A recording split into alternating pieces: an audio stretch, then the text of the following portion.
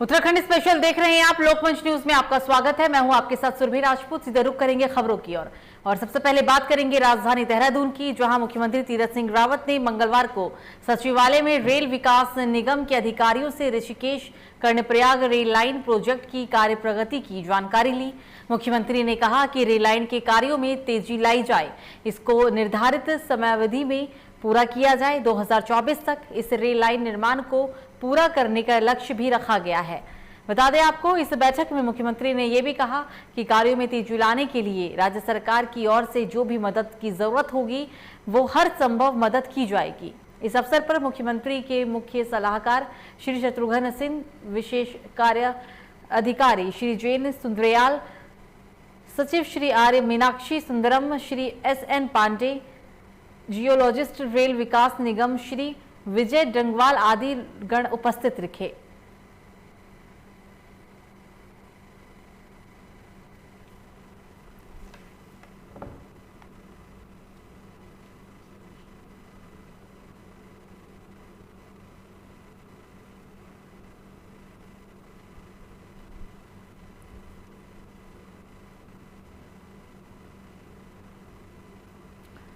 और इस खबर पर ज्यादा जानकारी के लिए हमारे साथ रामगोपाल, ब्यूरो चीफ जुड़ गए हैं उत्तराखंड से। रामगोपाल जी, मुख्यमंत्री तीरथ सिंह रावत के द्वारा मंगलवार को सचिवालय में रेल विकास निगम के अधिकारियों के साथ बैठक में कई अहम फैसले लिए गए हैं, ज्यादा जानकारी बताएं। क्या आप मुझे सुन पा रहे हैं? जी बिल्कुल जी, बोलिए।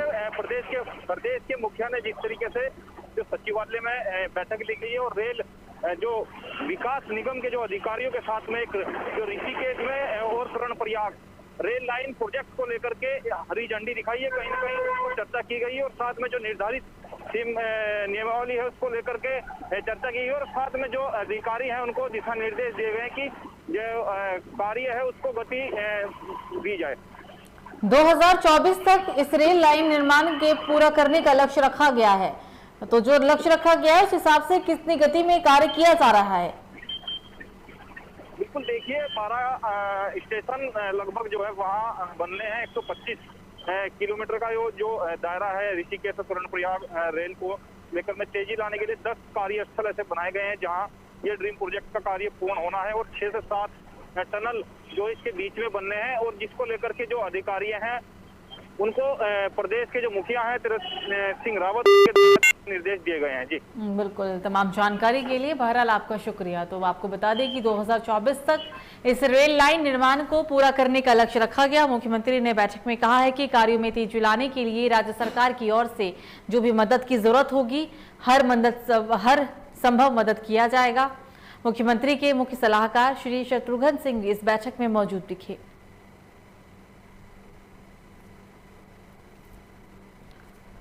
तो लक्सर के खानपुर विधायक चैंपियन ने विधानसभा क्षेत्र के 17 गांव में राज्य सेक्टर से प्रस्तावित लगभग 30 करोड़ रुपए के कुल 19 सड़कों के निर्माण कार्य का शिलान्यास किया। उन्होंने निर्माण कार्य कर रही संस्था का लोक निर्माण विभाग के अधिकारियों को 1 महीने के अंदर कार्य पूरा करने के निर्देश भी दिए। आपको बता दें कि खानपुर के भाजपा विधायक कुंवर प्रणव सिंह चैंपियन के खानपुर विधानसभा के देहात क्षेत्र में विकास कार्यों के ताबड़तोड़ शिलान्यास किए हैं। इस दौरान उन्होंने 17 गांव में कुल 19 सड़कों के निर्माण का फीता काटकर शिलान्यास भी किया है। बताया जा रहा है कि उन्होंने राज्य योजना में प्रस्ताव देकर इन सभी सड़कों के निर्माण के लिए बजट भी दिलाया। इन सभी कार्यों पर लगभग 30 करोड़ की लागत आएगी। इन्हें लोनीवी द्वारा बनाया भी जाएगा। उन्होंने इस मौके पर मौजूद लोनीवी के AE सुरेश पाल, JE अमित चौधरी व प्रदीप कटारिया को निर्माण में गुणवत्ता का ध्यान रखने के साथ ही बरसात के मद्देनजर काम को 1 महीने के अंदर पूरा करने के भी निर्देश दिए गए।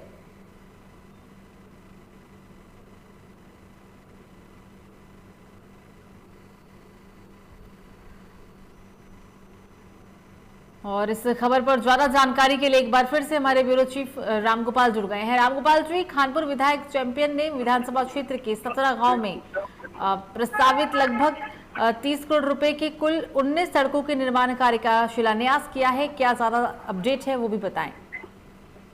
बिल्कुल, देखिए जिस तरीके से जो खानपुर विधानसभा है क्योंकि जो विधायक हैं वहां से लगभग 4 बार के विधायक है, और जिस तरीके से गति, क्योंकि पिछड़ा क्षेत्र है, पिछड़े क्षेत्र को लेकर के जो विधायक है उनका जो कार्य है लगभग जो है उसको गति देने के लिए जो है लगभग 19 जो सड़कें हैं क्षेत्र में, यानी कि देहात क्षेत्र में लगभग 30 करोड़ से अधिक की लागत की जो है इन्होंने आज शिलान्यास किया है। और साथ साथ उनके द्वारा जिस तरीके से कार्य जो वहां किए जा रहे हैं, तो उसको लेकर वे कहीं ना कहीं जनता के लिए एक राहत भरी खबर है, क्योंकि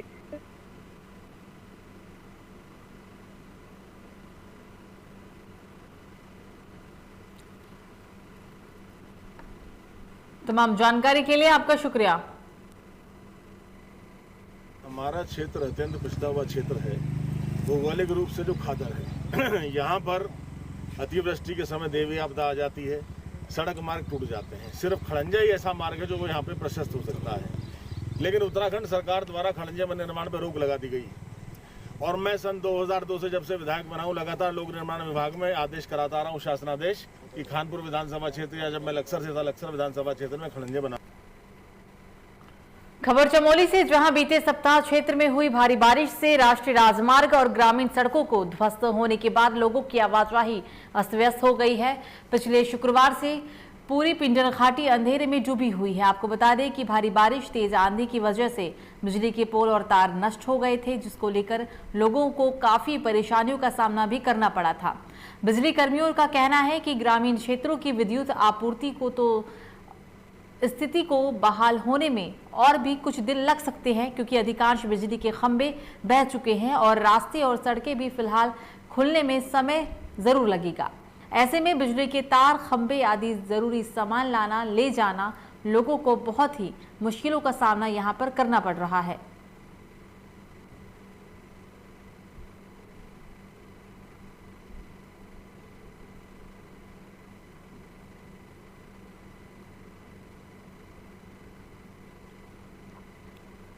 तो उत्तराखंड में कुछ दिन से लगातार मूसलाधार बारिश हो रही थी और इसी वजह से चमोली के अंदर एक हफ्ते से क्षेत्र में हुई भारी बारिश के कारण राष्ट्रीय राजमार्ग और ग्रामीण सड़कों के ध्वस्त होने के बाद लोगों की आवाजाही पूरी तरीके से बंद हो गई है।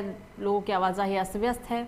पिछले शुक्रवार से ही पूरी पिंडर घाटी अंधेरे में डूबी हुई है, क्योंकि यहाँ तेज बारिश होने के कारण बिजली के पोल और तार नष्ट हो गए, जिसको लेकर लोगों को काफ़ी परेशानियों का सामना करना पड़ रहा है। पिछले एक हफ्ते से यहाँ के लोग काफ़ी परेशान हैं।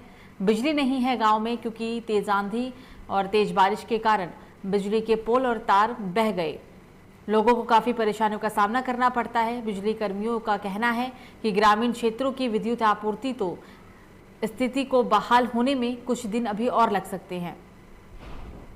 ज़्यादा बारिश होने के कारण पूरी लाइनें क्षतिग्रस्त हैं। 33 kV संभावना है कि शाम तक बहाल हो सकते हैं, नारायण बगत 33 kV सब स्टेशन तक। बाकी 11 kV तो बहुत ज़्यादा क्षतिग्रस्त है, जिसकी संभावना 2-3 दिन में बन सकती है। पूरे ग्रामीण क्षेत्रों में बहाल होने में 2-3 दिन लग सकते हैं अभी। बाकी तो अभी तो हम तो कार्यरत प्रयासरत हैं, रात दिन कार्य करने पर लगे हुए हैं। 2-3 टीमें लगी हुई हैं हमारे कार्यक्रम में, जिसमें कि सतत काम करने पर लगे हुए हैं। तो ब्लैकमेल की शिकार एक युवती जब सामाजिक कार्यकर्ताओं के पास अपनी शिकायत लेकर पहुंची, तो युवाओं द्वारा उस व्यक्ति को समझाने बुझाने का प्रयास किया गया, जिस पर उसके पूरे समुदाय को गाली देते हुए अपशब्द कहे और फर्जी फेसबुक आईडी बनाकर अश्लील चित्र और वीडियो अपलोड करने की भी कोशिश की गई है, जिसको समझाने बुझाने का प्रयास किया गया। लेकिन उस युवक के मन में समुदाय के प्रति का कहना है कि इस पर युवकों ने वो रिकॉर्डिंग कर लिया और दिनेशपुर के थाना प्रभारी को एक शिकायती पत्र भी सौंपा। युवती ने भी ब्लैकमेलिंग और परेशान करने की तहरीर देकर युवक के खिलाफ मुकदमा दर्ज करवाया है। थाना अध्यक्ष अशोक कुमार का कहना है कि मुकदमा दर्ज कर लिया गया है और इन सारे मामलों की जांच की जा रही है। जो भी उनकी संगत में आएगा उसके विरुद्ध सख्त से सख्त कार्रवाई की जाएगी।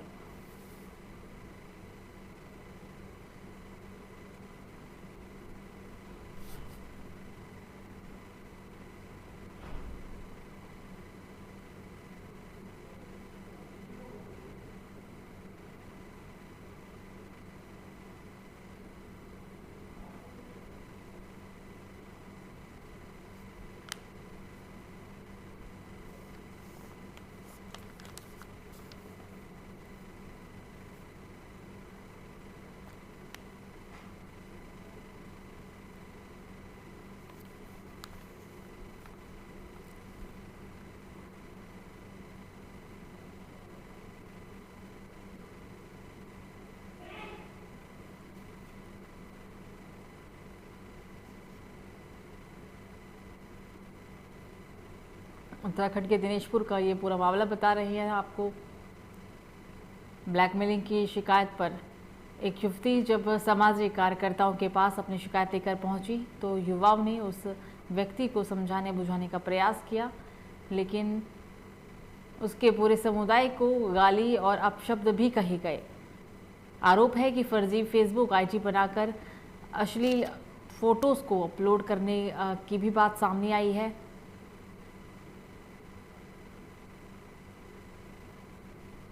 जो घटना हुई है बहुत ही निंदनीय है। भारत की जो पृष्ठभूमि है और भारत का जो एक सांस्कृतिक मापदंड है, बोला गया है यत्र नार्यस्तु पूजन्ते रमन्ते तत् देवता, जहाँ नारी की पूजा होती है वहाँ देवता का वास होता है। परंतु आज इस प्रकार के जो अभद्र टिप्पणियाँ और मारने की धमकी और बहुत ही कलंकित करने वाली बातें इस प्रकार जो हुई है, और एक व्यक्ति सुब्रत विश्वास जो कि एक महिला का साथ देते हुए उसको बचाने की चेष्टा कर रहा है, उसको मारने की धमकी। मैं आशा करता हूँ संपूर्ण प्रशासन से, उत्तराखंड प्रशासन से, मैं आशा करता हूँ उत्तराखंड पुलिस प्रशासन से कि अतिशीघ्र इसकी गिरफ्तारी होगी। हम लोग उत्तराखंड सरकार और पुलिस प्रशासन को हम लोग पत्र लिखेंगे कि इसकी जल्दी से जल्दी गिरफ्तारी हो और महिला को न्याय मिले। 2 दिन पहले किसी लड़की की मदद करने के एवज में मुझे एक फल मिला कि एक लड़के के ऊपर हम जानकारी ले रहे थे, उसकी जानकारी जुटा रहे थे, तो पता लगा वो लड़का एक छठा हुआ बदमाश है जिसका नाम उमेश गंगवार है, जो आपके रामपुर में रहता है, और वो धमकी दे रहा है मुझे जान से मारने का, और महिलाओं को धमकी देता है कि इसको हम घर से उठा लेंगे, और बिल्कुल तरीके से खुली रूप से वो धमकी दे रहा है कि पुलिस वाले मेरा कुछ बिगाड़ नहीं सकते, मैं किसी का भी कुछ कर सकता हूँ, मेरे आना जाना थाने में लगा रहता है, और मेरे पास इतने पैसे हैं कि मैं पुलिस वालों को, प्रशासन वालों को खरीद लूँगा, मेरा कुछ बिगाड़ नहीं सकता, मेरा काम ये आए दिनों से है, और कई ऐसे धमकी आ रहे हैं। आज हम कंप्लेंट करने के लिए आए हैं प्रशासन के पास। अगर हमारी मांग अगर 24 घंटे के अंदर अगर वो व्यक्ति पकड़ा नहीं जाता और उस व्यक्ति के ऊपर कोई कार्रवाई नहीं होती तो हम धरने में बैठने के लिए मजबूर होंगे। तो काशीपुर में आम आदमी पार्टी के प्रदेश प्रभारी दिनेश मोहनिया ने कहा है कि दिल्ली से आकर यहां काम करने की राजनीति का पूरे उत्तराखंड में असर अब दिखाई दे रहा है और लोग तेजी से आम आदमी पार्टी से जुड़ते भी जा रहे हैं। उन्होंने ये भी कहा कि अगर वो समय दूर नहीं है जब देवभूमि वासी आम आदमी पार्टी के साथ मिलकर प्रदेश के नवनिर्माण के सपने को साकार करेगी। दिनेश मोहनिया ने कहा कि यहाँ रामनगर रोड स्थित पार्टी कार्यालय पर प्रदेश उपाध्यक्ष दीपक बाली के साथ भाजपा, आरएसएस, विद्यार्थी परिषद और अन्य दलों को छोड़कर आए दर्जनों लोगों को पार्टी की सदस्यता ली है।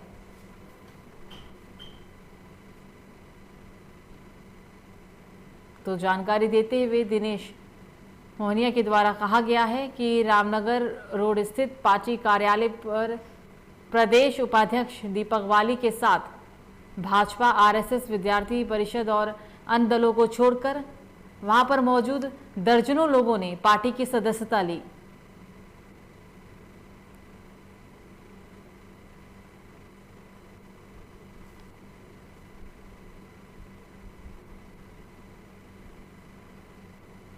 तो काशीपुर में आम आदमी पार्टी के प्रदेश प्रभारी दिनेश मोहनिया का बड़ा बयान सामने आया है। उन्होंने कहा है कि दिल्ली से आकर यहां काम करने वाले की राजनीति का पूरे उत्तराखंड में अब असर दिखने लगा है, क्योंकि लोग लगातार तेजी से आम आदमी पार्टी से जुड़ते हुए नजर आ रहे हैं। ये कहना था उनका। उन्होंने ये भी कहा कि अब समय वो दूर नहीं जब देवभूमि वासी आम आदमी पार्टी के साथ मिलकर प्रदेश के नवनिर्माण के सपने को साकार करेगी।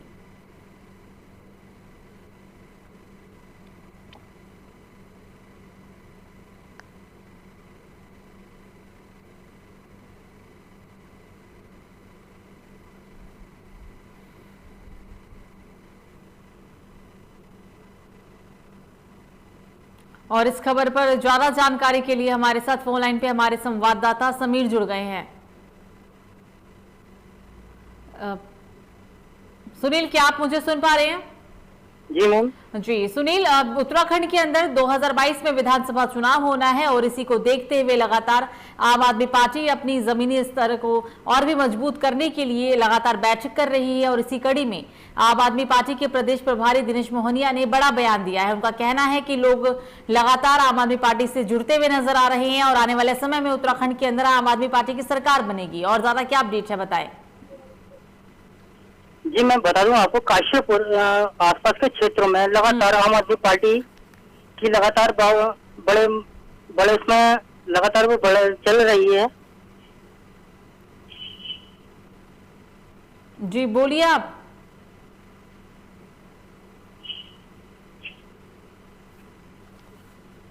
तो किसी तकनीकी समस्या के कारण उन तक हमारी आवाज नहीं पहुंच पा रही है। बता दें आपको कि काशीपुर में बैठक के दौरान आम आदमी पार्टी की तरफ से बड़े दावे किए गए हैं। दिनेश मोहनिया का कहना है कि आने वाले समय में उत्तराखंड में आम आदमी पार्टी की सरकार बनने जा रही है। 2022 का चुनाव बाइपोलर होने वाला है। केवल दो तरफा चुनाव होगा, एक तरफ भारतीय जनता पार्टी होगी, दूसरी तरफ आम आदमी पार्टी होगी। पूरे प्रदेश के राजनीतिक परिदृश्य में कांग्रेस कहीं दिखाई नहीं दे रही है। उनकी आपसी लड़ाई, आपसी फूट इतनी ज़्यादा है कि वो कहीं चुनाव में दिखने वाले नहीं हैं। 1-to-1 फाइट होगी जिसमें एक सिरा भारतीय जनता पार्टी होगा और एक सिरा आम आदमी पार्टी होगा, हमारा ये मानना है। और आम आदमी पार्टी जो केवल काम की बात कर रही है, काम की राजनीति की बात कर रही है, और दूसरी तरफ वो पार्टी है जो केवल जाति, धर्म और क्षेत्र की राजनीति करती है। हमारा ये मानना है कि जो काम की राजनीति की शुरुआत दिल्ली में हुई है, उत्तराखंड उसका अगला पड़ाव रहने वाला है और लोग उस राजनीति को समर्थन दे रहे हैं, प्यार दे रहे हैं, आशीर्वाद दे रहे हैं। निश्चित तौर पर रिजल्ट बहुत बढ़िया आएंगे। तो बता दें आपको कि उत्तराखंड के अंदर 2022 में विधानसभा चुनाव होना है और इसी को लेकर लगातार आम आदमी पार्टी की तरफ से बैठकों का दौर जारी है। काशीपुर में आम आदमी पार्टी के प्रदेश प्रभारी दिनेश मोहनिया ने कहा है कि दिल्ली से आकर यहां काम करने की राजनीति का पूरा असर अब उत्तराखंड के अंदर दिखने लगा है। उनका कहना है कि लगातार लोग आम आदमी पार्टी से जुड़ रहे हैं। उन्होंने ये भी कहा कि वो समय अब दूर नहीं जब देवभूमि वासी आम आदमी पार्टी के साथ मिलकर प्रदेश के नवनिर्माण के सपने को साकार करेंगे। दिनेश मोहनिया ने यह कहा है कि रामनगर रोड स्थित पार्टी कार्यालय पर प्रदेश उपाध्यक्ष दीपक वाली के साथ भाजपा, आरएसएस, विद्यार्थी और तमाम छोटे दलों को छोड़कर कई दलों ने पार्टी की सदस्यता ली है। खबरों में आगे बढ़ेंगे और अब बात करेंगे काशीपुर की। अगली खबर भी काशीपुर से ही सामने आ रही है, जहां काशीपुर में उस वक्त हड़कंप मच गया जब 3 दिन पहले गायब एक व्यक्ति की कटोरा तालू पुलिस चौकी क्षेत्र अंतर्गत मोहल्ला काजीबाग मस्जिद के पीछे एक पार्किंग हॉल में बने एक कमरे में छत विचत शव पड़ा हुआ मिला। सूचना पाकर मौके पर पहुंची एसएसपी प्रमोद कुमार व सीओ अक्षय प्रहलाद कोड़े और कोतवाली पुलिसकर्मियों की टीम के साथ घटनास्थल पर पहुंचकर घटनास्थल का जायजा लिया। हालांकि पुलिस ने शव को कब्जे में लेते हुए पोस्टमार्टम के लिए भेज दिया है। पूरा मामला हम आपको ये काशीपुर से बता रहे हैं, जहां 3 दिन पहले गायब हुए व्यक्ति का शव छत विचत हालत में मिला है। इस घटना के बाद मौके पर पहुंची पुलिस ने शव को कब्जे में लेते हुए पोस्टमार्टम के लिए भेज दिया है। घटना के बाद सूचना पर पहुंचे एसएसपी प्रमोद कुमार और सीओ अक्षय प्रहलाद कोड़े और उनके साथ कोतवाली पुलिसकर्मी भी मौजूद थी, जिन्होंने पूरे घटनास्थल का जायजा लिया था। घटनास्थल के जायजा लेने के बाद वो आगे की कार्रवाई में पुलिस जुट गई है।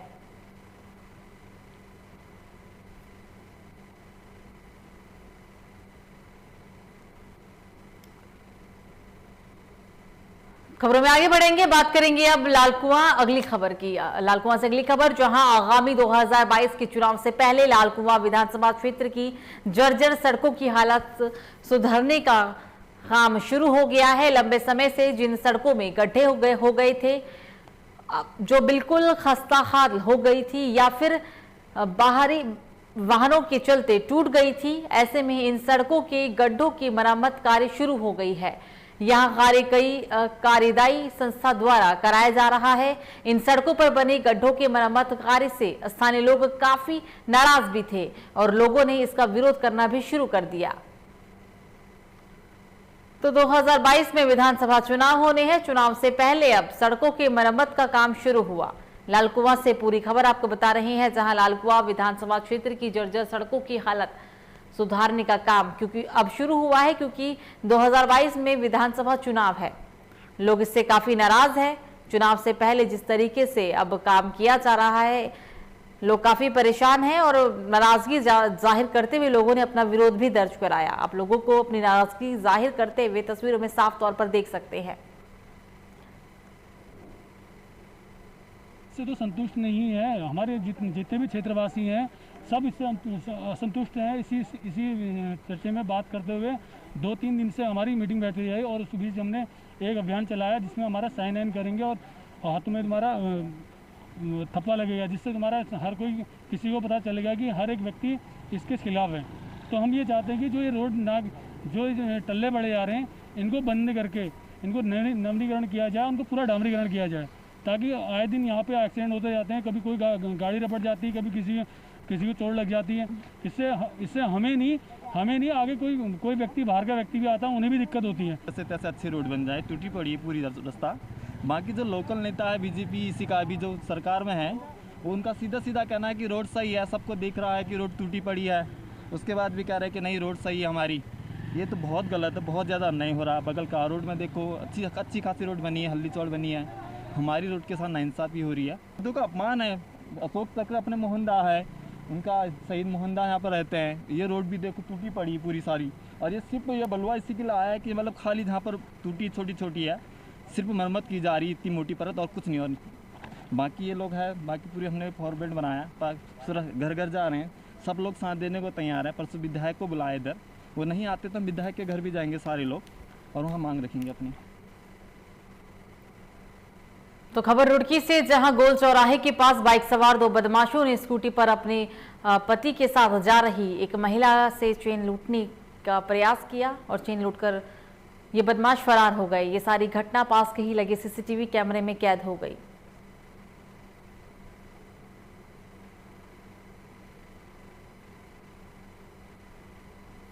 तो चैन स्नैचिंग की घटना सीसीटीवी कैमरे में कैद हुई। पूरा मामला ये उत्तराखंड के रुड़की में आप तस्वीरों में देख सकते हैं कि किस तरीके से 2 बाइक सवार बदमाश स्कूटी सवार महिला से चेन लूटकर फरार हो जाते हैं। ये पूरी घटना पास के ही लगे सीसीटीवी कैमरे में कैद हुई है। चैन स्नैचिंग की ये घटना उत्तराखंड के रुड़की से है। पूरी वारदात सीसीटीवी कैमरे में कैद है। तस्वीरों में साफ तौर पर इन बदमाशों की हरकत को, करतूत को देखा जा सकता है।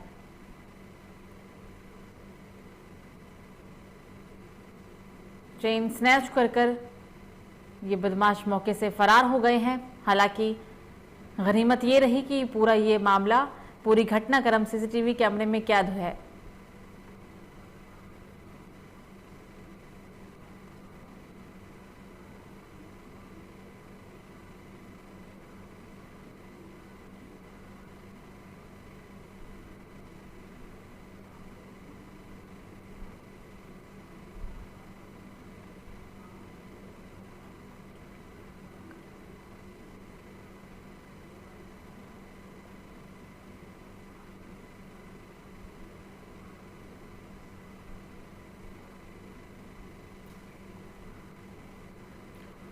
चैन स्नैचिंग की घटना सीसीटीवी कैमरे में कैद आप तस्वीरों में साफ तौर पर देख सकते हैं।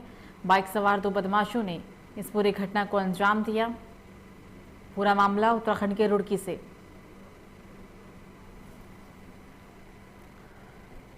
तो खबर उधम सिंह नगर से है, जहां पंतनगर में बीते 1 महीने से पूर्व नैनीताल हाईकोर्ट द्वारा दिए नगला किच्छा राजमार्ग 44 और गोविंद वल्लभ पंत कृषि की स्वामित्व की भूमि से अतिक्रमण हटाने के आदेश के बाद अब राजनीति लड़ाई भी तेज होती जा रही है, जिसमें एक और भाजपा विपक्षी दलों पर कोर्ट में पीआईएल दायर कराने का सीधे आरोप लगा रहा है, तो विपक्षी दल भी भाजपा सरकार पर गरीबों को उजाड़ने की साजिश बता रहा है, जिसको लेकर दोनों ही दलों के नेताओं की बैठकों का दौर जारी है।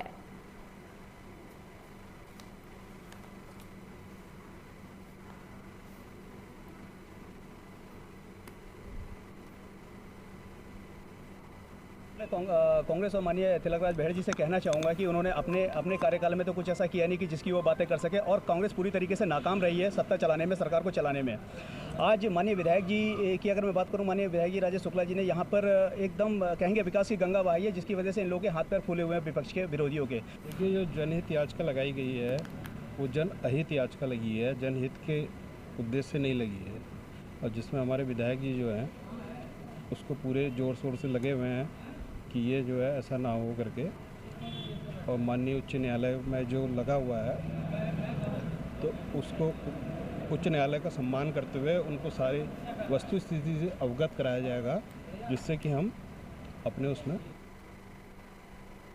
खबर विकासनगर से, जहां तहसील क्षेत्र के जल विद्युत परियोजना असल जुडो में बांध के बनने से पहले ही प्रभावित को लेकर ग्रामीणों ने धरना प्रदर्शन कर राज्य सरकार के खिलाफ नारेबाजी की है। आपको बता दें कि राष्ट्रीय राजमार्ग 507 पर 2 घंटे का सांकेतिक चक्का जाम भी लगाया गया। बताते चले कि बांध प्रभावित ग्रामीण पिछले 17 दिनों से अपने परिवारों के साथ बारिश और धूप में अपने अधिकारियों के लिए सरकार से मांग कर रही है, लेकिन दुर्भाग्य की बात यह है कि 17 दिन बाद भी उत्तराखंड की वर्तमान सरकार का कोई प्रतिनिधि और क्षेत्र के दोनों जनप्रतिनिधि ग्रामीण की सुध लेने के लिए नहीं पहुंचे।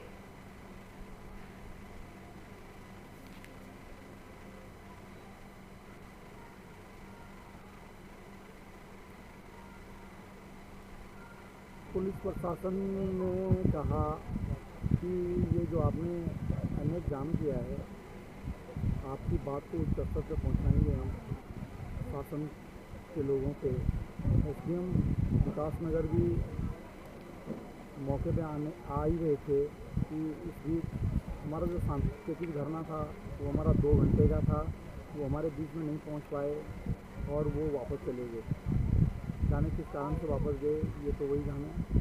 और अनेक जाम करने का हमारा मेन मकसद ये था कि जब सरकार हमारी सुध लेने हमारे धरना स्थल पर कोई भी शासन प्रशासन का आदमी नहीं आ रहा है, तो सरकार को एक चेतावनी के रूप में हमने नेशनल हाईवे 507 को आज सांकेतिक रूप से 2 घंटे का जाम किया था।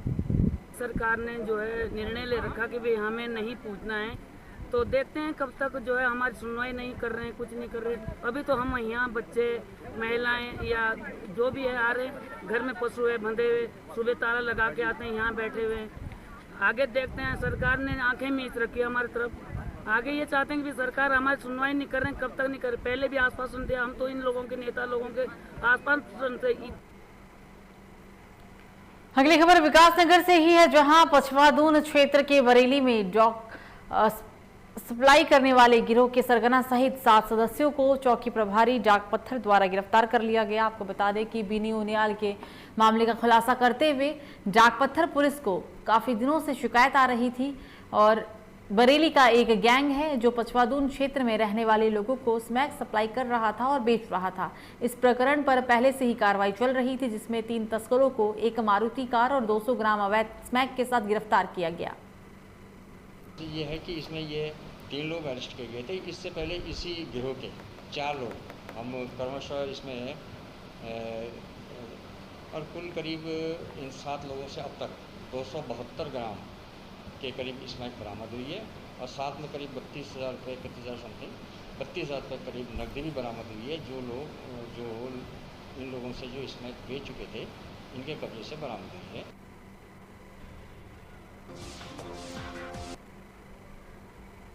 फिलहाल बुलेटिन में मुझे दीजिए इजाजत। लोकमंच न्यूज पर खबरों का सिलसिला जारी रहेगा। नमस्कार।